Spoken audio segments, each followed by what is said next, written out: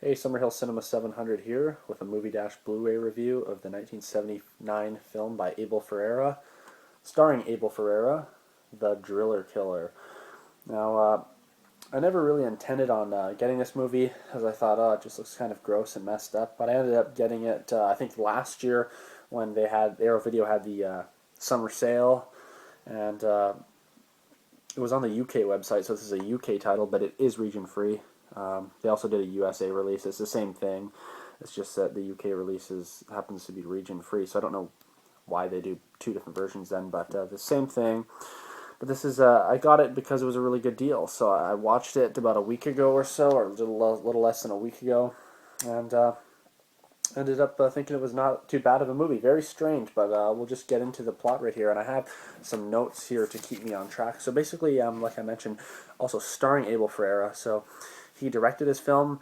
This was the second film he did. The one before this, I think, was some sort of porno or something like that. And then, of course, he's known for a lot of his more well-known films like Miss 45, King of New York, and Bad Lieutenant. But this was his first kind of like movie that got him recognized by people. So he plays the main character in this film. So let's just get right into it. So at the start, we meet this character. His name's Reno Miller, and we see him in this church with his girlfriend.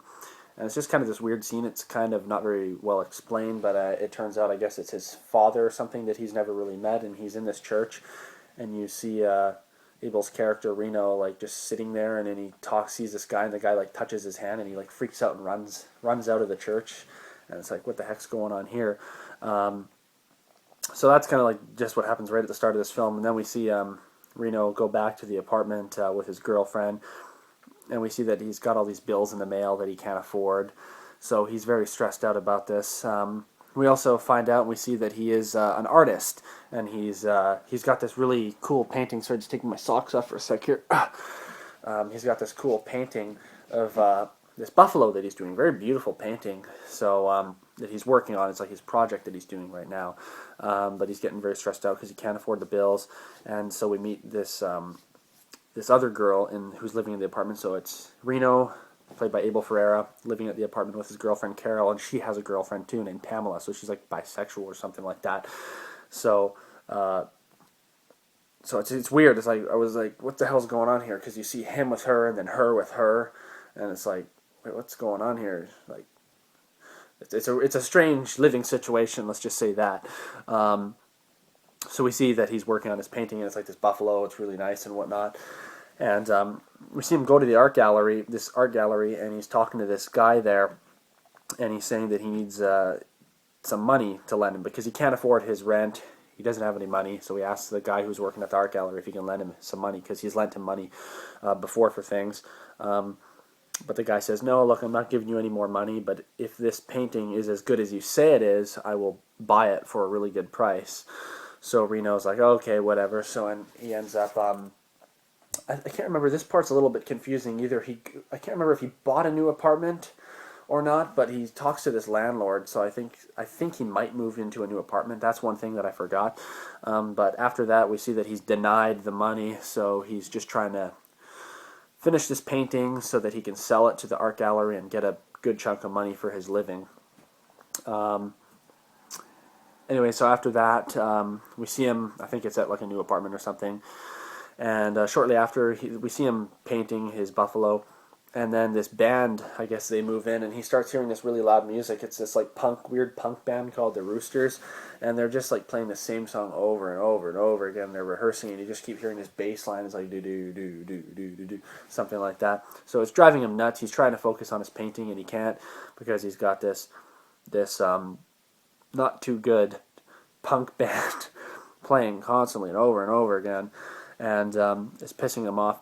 And then we start to see that he's getting so frustrated, he's starting to have these weird visions inside his head where he's like in a room and there's like blood all over his face, and he's like going like that with his hair, and like the blood's flying all over the place, and he's having these weird messed up visions, and then he snaps out of it and he's like, whoa, what's going on here? So he's having these weird hallucinations. And then shortly after that, he goes out for a walk around New York, and you get a lot of great like late 70s New York City, the grimy streets footage in this film. because of course it was filmed in '79, so we get to see a lot of awesome grimy New York, and as you know, I'm a big fan of that. We see him walking around talking to these like street bums, like he knows their names and stuff like that. And he's like, "What are you doing out here?" and whatnot. And Abel's character Reno comes across as a guy who's like an avid drug user or drunk. He just seems like he's just out of it kind of in general. So he's walking around talking to these bums and whatnot, and whatever, just some random dialogue. He's talking to these people. Goes back to the apartment, and they're still playing the same fucking song, do whatever punk stuff. And then he goes to the landlord and complains. He's like, "Look, man, like they're driving me nuts. Like they're playing like 24 hours a day. I'm trying to make a painting." And the landlord's like, "Oh, whatever. It doesn't bother me." So he's kind of pissed off. And then it's just like this really random scene. The landlord's like, "It doesn't bother me, but here's a rabbit for you." And he like opens up this door, and there's like a fucking skinned hanging rabbit hanging there. And he's like, "Here's some dinner for you." And he like gives Reno this skinned rabbit. It's really weird. It's just like random. It's like, "I'm sorry about the noise complaint. Here's a skinned rabbit." So then he takes the rabbit back up into his apartment, Reno, and he like has a knife and he's like stabbing it. It's really kind of disturbing. He's like slicing and dicing it, and then he's like stabbing it in the head really violently. This rabbit. It's kind of like, what the fuck? And then we see that he's having more hallucinations. He sees like his girlfriend with like her eyes like bleeding, like almost like City of the Living Dead. And more hallucinations of him flicking his bloody hair around and all this weird stuff. Like, it's a really bizarre film. Basically, I think it might be earlier in the film, we see that he's watching television with his girlfriend and his girlfriend's girlfriend. And they're sitting in this ad pops up about like this new like power source. It's like an extension cable or whatever it's like a battery pack that you don't need to have a wall plug in. You can just carry it around, plug in whatever you need, and you can use it for whatever you want.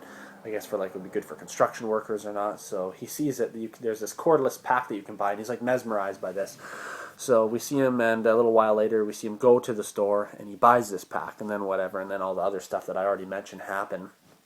And anyways, after he's stabbing this rabbit and he has all these hallucinations, he goes out and he finds this homeless guy, and he has this drill, and he puts the battery pack in it so he can go around with his drill and have power wherever he goes. He doesn't need to plug it in, and he kills this homeless guy. I think he like drills him in the back. It's really kind of like gross. If you're like, poor homeless guy,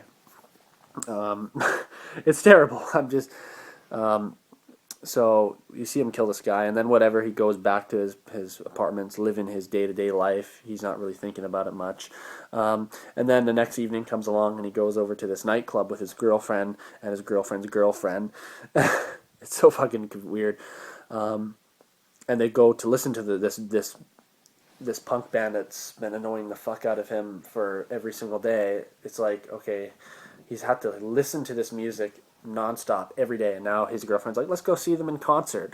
So they go down and they watch them, and of course he can't stand it, because guess what? They're playing the same song again for the 6,000th time. So it drives him crazy. So he leaves his girlfriend and his girlfriend's girlfriend at the club. I don't know how many times I have to say that.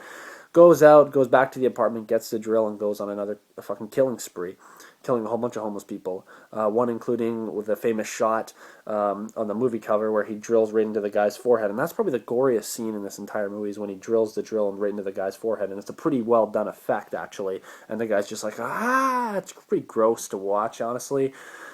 So he goes on a crazy killing spree. And shortly after, again, we see him living his day-to-day life. One of the band members from the Roosters band comes to his apartment and asks if he can do a portrait of himself. So he agrees to it. He pays him up front, so now we know that Reno's character will hopefully be able to afford his rent. While he's doing this painting, this guy's doing all these like weird, he's playing his guitar, annoying the hell out of Reno some more. And we hear this bum. I guess that's kind of a derogatory term for a homeless person, but that's what they're looked at in this movie. So there's this homeless guy down in the alleyway of his apartment just screaming and freaking out. He's like a wino. He's like throwing his bottles, and shortly after, Reno goes down there and drills him up, kills him with the drill. And then basically after that, he goes back to the apartment and he tells Carol, and I think her name's Pamela, Carol's other lover, the lesbian lover, that the painting's done. He says, "I'm finally finished. It's done." So then we skip forward to the next day, and he's there with his girlfriend Carol, and the guy from the art gallery comes to look at the painting. And of course, Abel's character, Reno's like very happy. I'm finally done the painting. And the art gallery guy comes in and just tears him up. He's like, "This painting sucks. This is absolute shit. This is totally unacceptable." So Carol has a breakdown. She's like screaming at the guy, and then she takes off. So now Reno has spent his pastime killing homeless people. So he has that inside his mind. Not that he cares because he's a psychopath, but now he spent all this time working on his painting, which, so much time he's put into it, and then he gets told that it's crap, it's terrible, and then his girlfriend leaves him. So you can imagine what kind of mental state he's in now at this point, because he's already gone nuts on a killing spree. This is just making him go even more bonkers. So basically he freaks out. Abel's character, Reno, is just kind of sitting there, just like shocked about the whole thing, and he ends up calling the art gallery guy, and he's like, really softly, he's on a payphone, he's like, "I got another painting for you to come look at. Come over at 7 p.m. or something like that." And he's like, "See you then." So the art gallery guy comes back, and this time Reno, of course, kills him with the drill. So that's basically all we see there. Oh, and yeah, and then Pamela, who was, God, what's her name? Pamela who's Carol's girlfriend. It's really, like I said, it's confusing because Abel's character has a girlfriend and his girlfriend has a girlfriend. So the other girlfriend, not Abel's main girlfriend, but the girlfriend's girlfriend, comes back to the apartment, finds the art gallery guy dead, and freaks out. And you just see Abel's character grab her, and then you don't know what happens to her. So we don't know if she died or not. Presumably she probably did. And that's all we see of that. So then we skip forward to another scene. We see Pamela. She has taken off, and now we see her at this house with her I guess her ex-boyfriend or something, or a lover that she had in the past, because she ran away from Reno because, of course, she sees that he's going crazy and stuff, and the fact that his painting wasn't accepted, she's probably thinking to herself, well, the living situation's not going to get any better. He's probably going to go crazy and do something, because she sees that his mental, his mind is just going. So we see her at this other place with her old boyfriend. They're just like whatever. She goes to take a shower. He's making tea or whatnot, and then we see Reno come in and he kills him with the drill. And then basically we get this final scene where we see her step out of the shower into the bedroom, and we see that there's somebody under the sheets. So at first I thought, oh, what did he put the body under there? But no, it's actually Abel Ferreira's character, Reno. It's him, the killer, the driller killer. He's waiting in the bed for her. The lights are off, of course, and we just see her slip into the blankets. And she's like, "Come here, honey." And then the movie just ends, so we don't know what her fate is. So it was hopefully I explained that without giving away too much. I mean, I talked about most of the big parts. It's what the movie's about. This crazy guy who just goes nuts, and he goes on a killing spree, killing all these homeless people. Now, there's really only like a few scenes where he goes on these killing sprees, so more of the movie is just dialogue and just his kind of going through the state of his mind and how he's losing his mind and going crazy, rather than him killing people. But the scenes where he is killing these homeless people is pretty brutal and hard to watch. Now, onto the Blu Ray. This is from Arrow Video, and like I mentioned, this is a UK release, but it is region free, so you can get the region A or the region B, and they're all region free. So I just watched this movie for the first time, like I said, just under a week ago, and so it's the first time seeing it. The transfer on this Blu Ray looked absolutely great. There's lots of, it's a 4K restoration, so, and even still looks pretty grainy and stuff, so I can't imagine what it looked like before. Of course, I don't mind grain in films, but I imagine the picture quality before just was not very good, because this film has a lot of dark scenes. Abel Ferreira films a lot of dark scenes and grimy locations in New York. So before, I mean, even in this, there's scenes where it's like you can barely even see anything. It's so dark, so I can't imagine what it looked like before on like VHS or whatnot. But we get interviews with Abel Ferreira. We get interviews of different actors and actresses. There's a commentary. I guess there's stuff about special effects or something, English subtitles. So as you can see on the back, there's lots of special features. I'm not going to go through all of them because this video is already going on longer than I wanted. It comes with a booklet here, and this also is shown at the start of the film, right when the movie starts. It shows this film should be played loud. And there's a scene of him drilling the guy in the forehead, probably the goriest scene in the film. There's Reno, played by Abel Ferrara, his character. Just some more pictures in here. There you get a picture. You can kind of see him. There's with his buffalo painting. Can't see it too well. There's his girlfriend with her girlfriend. Some of the female characters. And you do see a lesbian scene with them, a love scene in the shower. So that's obviously fantastic. There's him with the blood when he's flicking his hair around. He's having his crazy hallucinations. But yeah, it was a crazy film. The way it's shot and the way it's done, it's a total like exploitation film. We get a Blu Ray copy. We get a DVD copy. And of course we get the original artwork on there, which I'm kind of a fan of. I kind of like the new artwork on this one better. It's just a guy getting drilled in the head. Just kind of brutal. But overall, at first when I was watching this movie, I was going, I'm not a fan of this. Like, it's not very good. And then it wasn't until after, like, a few hours after the movie, I was like, that's actually kind of cool. A lot of the shots and the way that it was filmed, it's a very kind of like artistically made film. And of course, this is probably the edition to own if you're going to watch it.